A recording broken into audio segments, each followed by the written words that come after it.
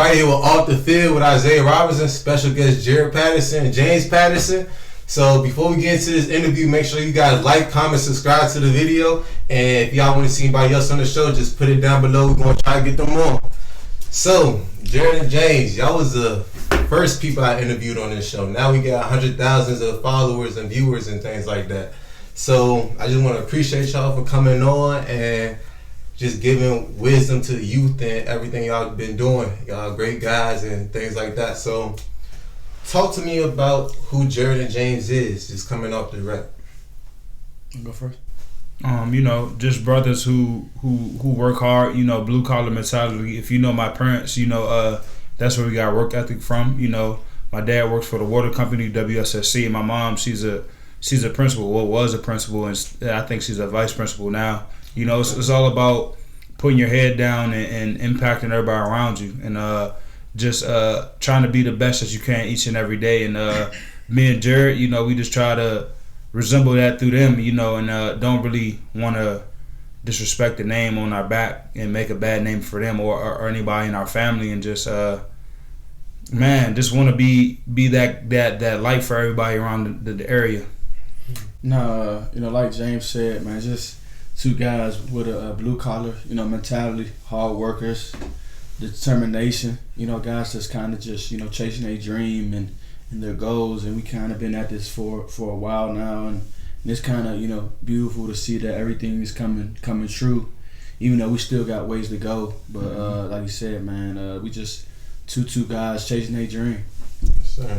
So talking about chasing y'all dream, everybody, we already talked about the Greyshirt story. Everybody know y'all story, but also what everybody doesn't know is that y'all both wore number 41 in college, and now y'all names is in the record books right now. So what does it mean to wear number 41 at Buffalo? And what does it mean to you too? The story behind 41 at University of Buffalo is a guy whose name is Solomon Jackson, who wore 41. Mm-hmm. He was a great guy who impacted the room through just positivity and his smile.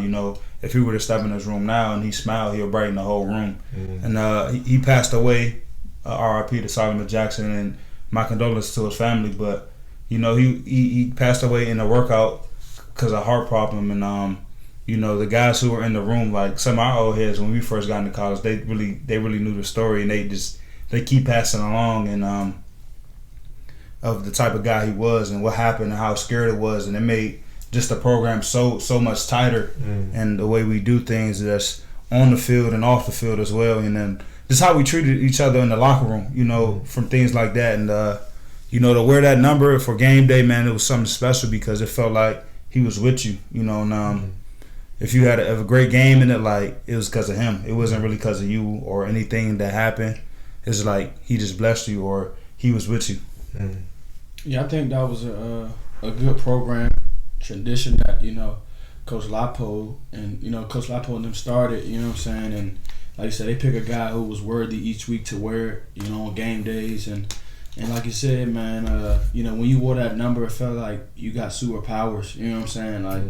Like he said, like he was with you. I know when I wore it, I had one of the best games in my football career. And I really do think that was because of him. Even when Coach came to me that week, I was kind of hesitant of wearing it because like that's so big. That's so such a big honor. You represent something bigger than yourself. And then something just came over me, and I was like, man, I'm gonna do it. I'm gonna wear it and just represent him and his family the best way I can, and I can. Like I said, I did that. So. Yes, sir. Just for the fans' facts, he had 8 touchdowns that game when he wore number 41. James, what was your stats that game? 13 tackles, 2 TFLs. Yep. Yes, all right, and a half sack. There we go. Yes, sir. So, we talked about the Greyshirt year and everything like that. So, James, you waited for Jaret to go into college, right? Yeah. But how did you feel when Jaret had the opportunity to go to the NFL and you couldn't go with him at that time until now? I didn't feel nothing. Like, it was just a no-brainer that he had to go because of the type of season he had with just 6 games we had, and even if he had a 7, I know that 7th game he would have went so crazy because just that season, a lot of people don't see what he did beforehand. You know, he had surgery on his hernias, both his hernias, sports hernia, and man, it was a process then. You know, he worked so hard at it, and sometimes Jaret would go down, but you know, me and my family were there to keep him up, and man, he just hit the ground running every day to prove himself right.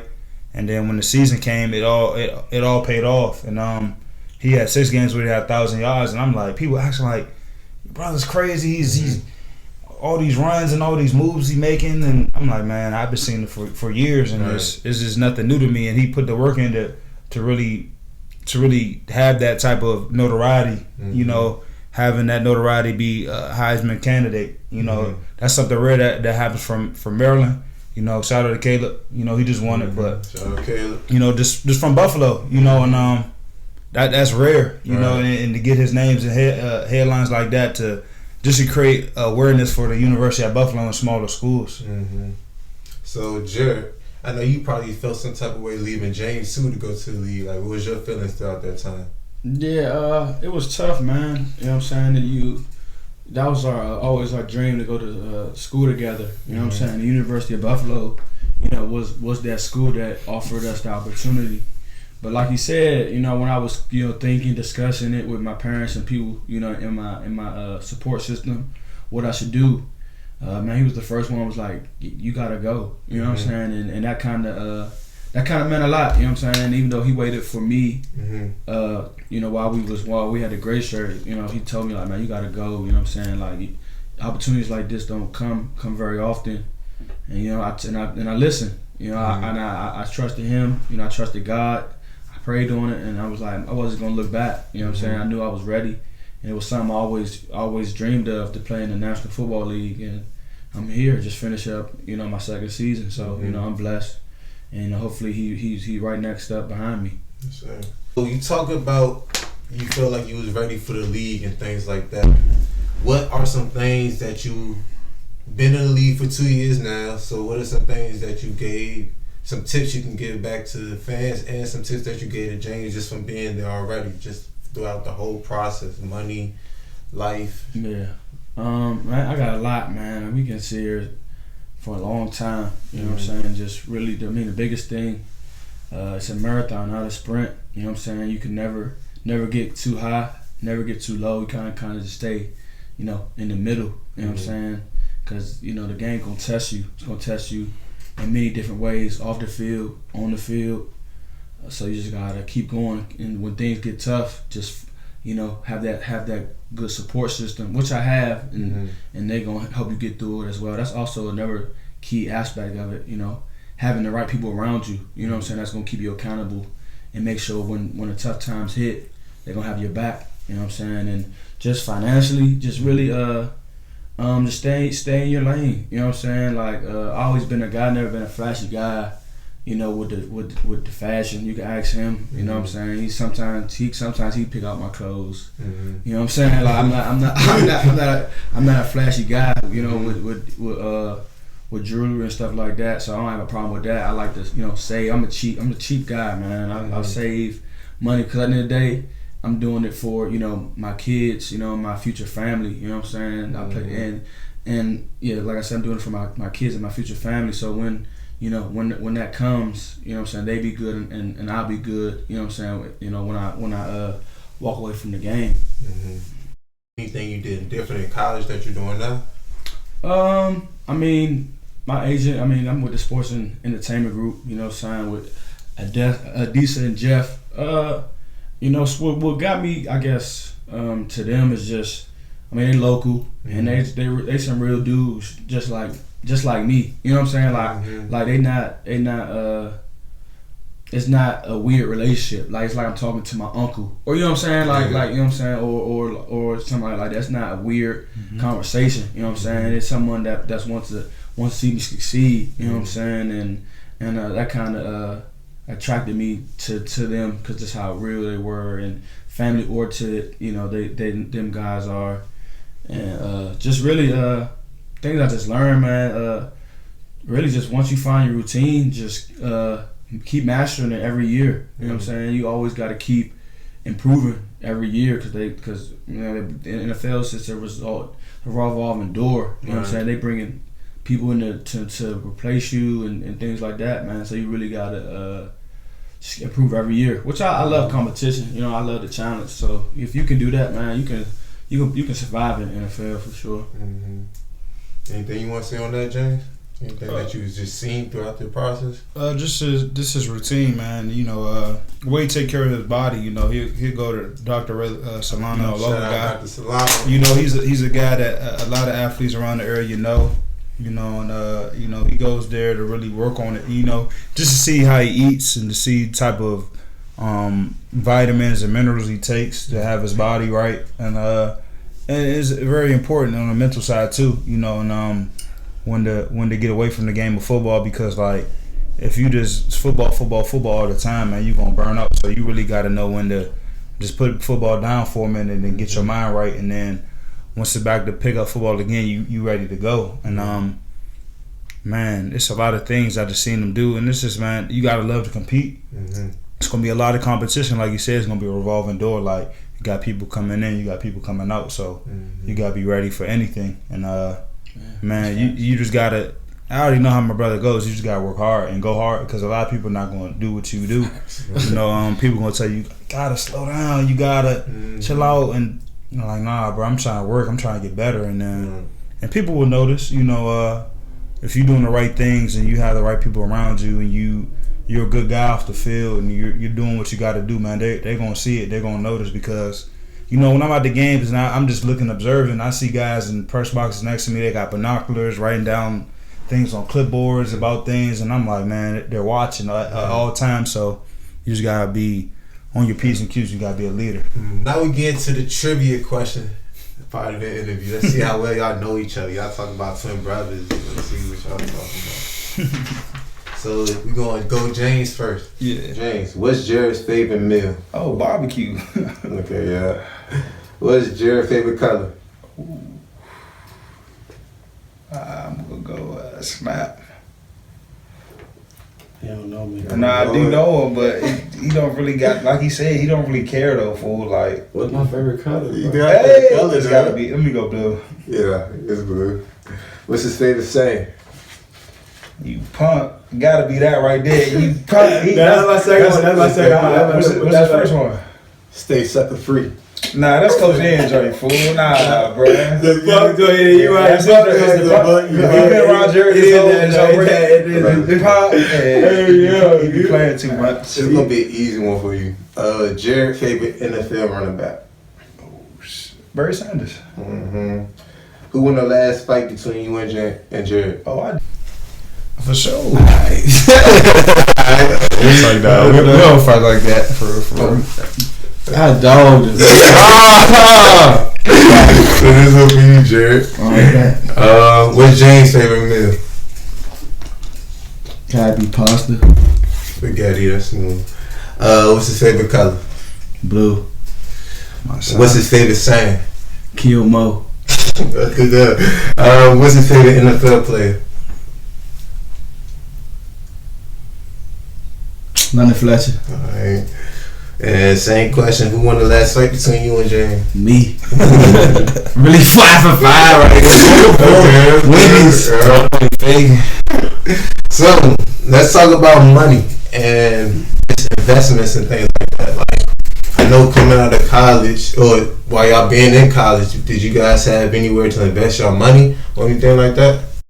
No, I didn't invest. I didn't really start investing until I got to the league for my first year. You know what I'm saying? That's what I mean. My agents and my financial advisor, you know, kind of directed me into, you know, saving and investing.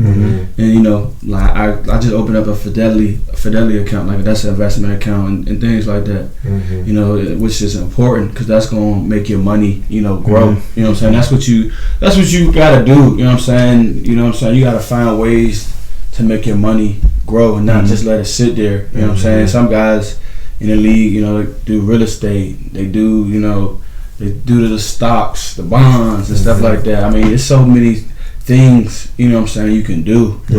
But my thing about that, which a lot of guys agree, and kind of we talk in the locker room, you gotta learn. First, you gotta learn about that stuff before you jump out there and, you know what I'm saying, invest. You know what I'm saying? So that's why I started Off the Field Financial Service. I'm actually teaching people financial literacy and helping people make $1,000 weekly just by signing up in a class, teaching them about financial literacy and where to put their money and funds at. So if you guys want to learn about it, just DM me and I'll put y'all on. We're going to make some money and create generational wealth.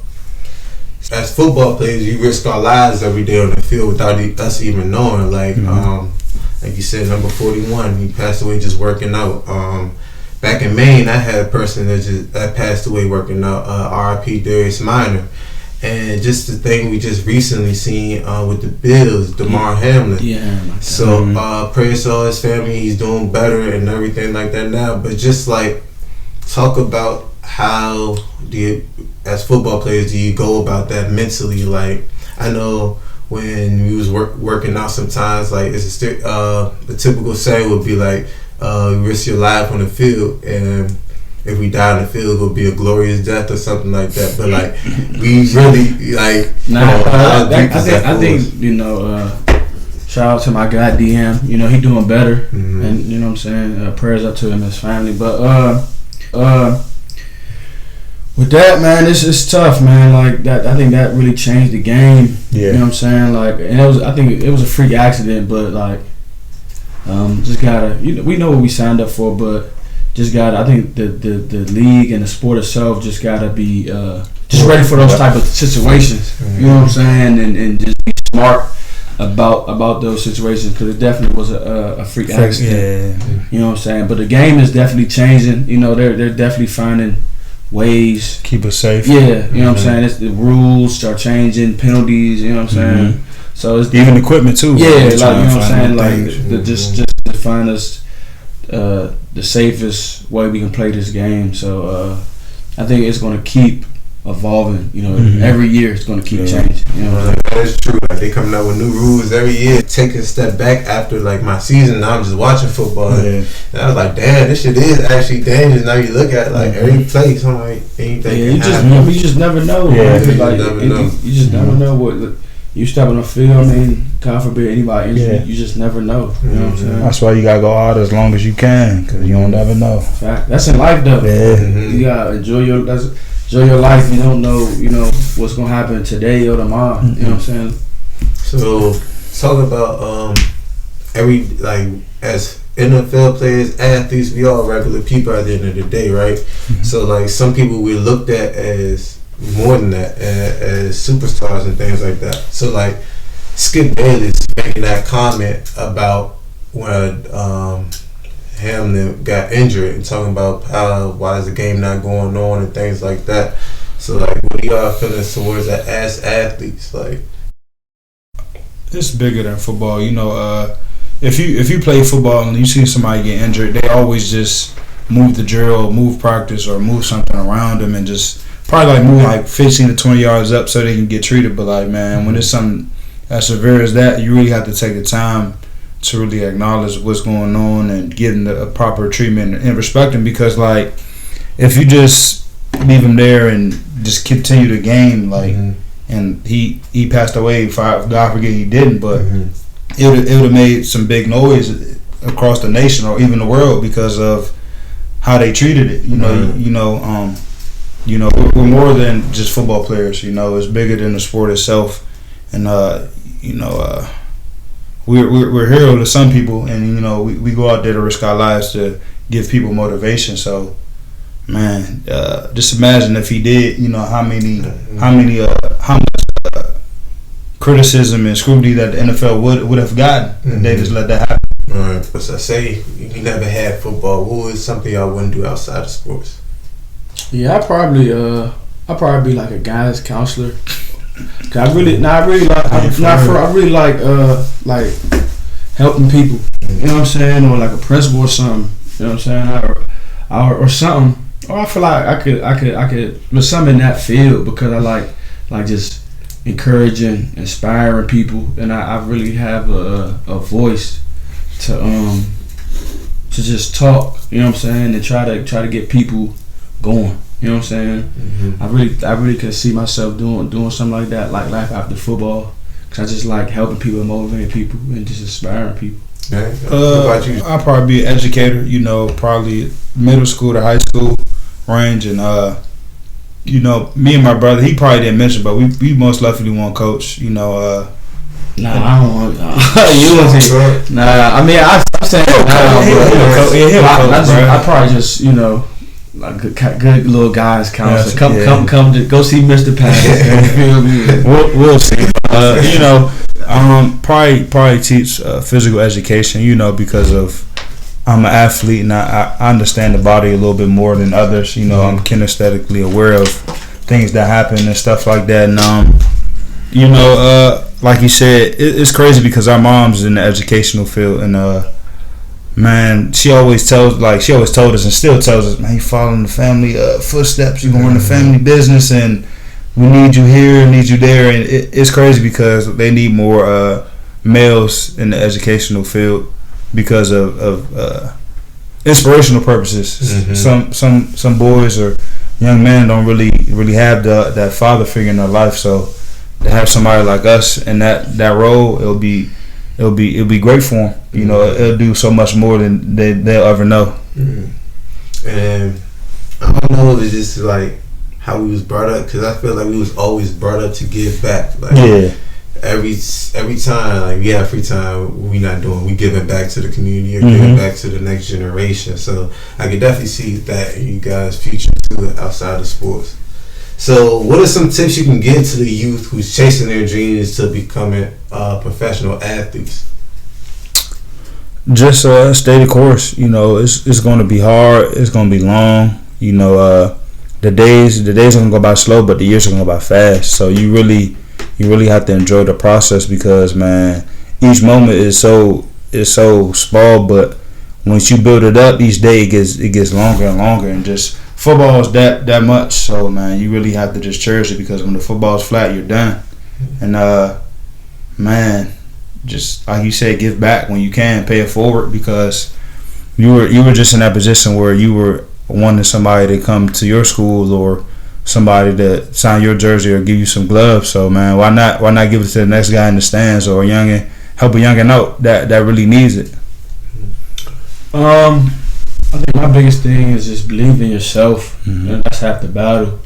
You know what I'm saying? Like, because people gonna say you can't do, you know, things. You know, you can't do this, you can't do that, and you just can't listen to that. You kind of gotta just have, you know, them blinders on and just focus on your vision, have that tunnel vision. You know what I'm saying? And I think Geno Smith said it best. You know, your tough times might be someone else's dream. Yeah. You know what I'm saying? So like really keep working, put your head down, and hard work pays off.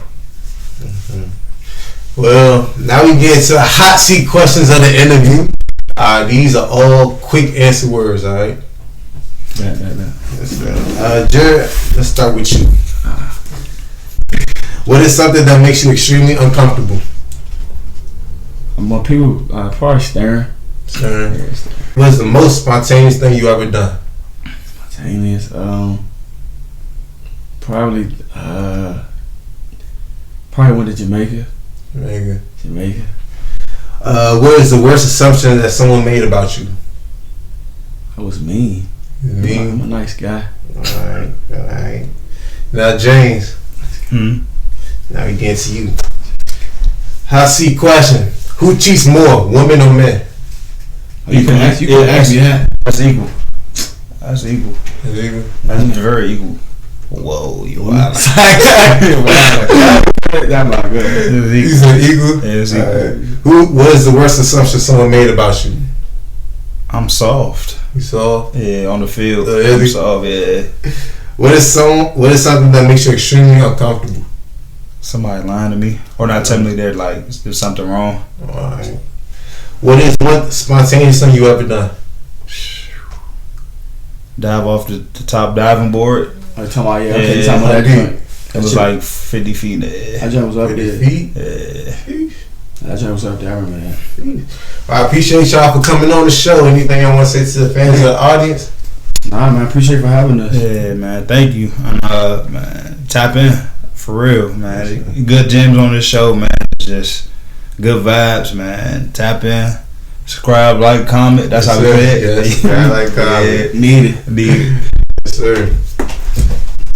Appreciate y'all. All right. To the most spontaneous, go to Jamaica. Go to Jamaica. That was his thing. You just rode the horse or something. Yeah. That just was green. You know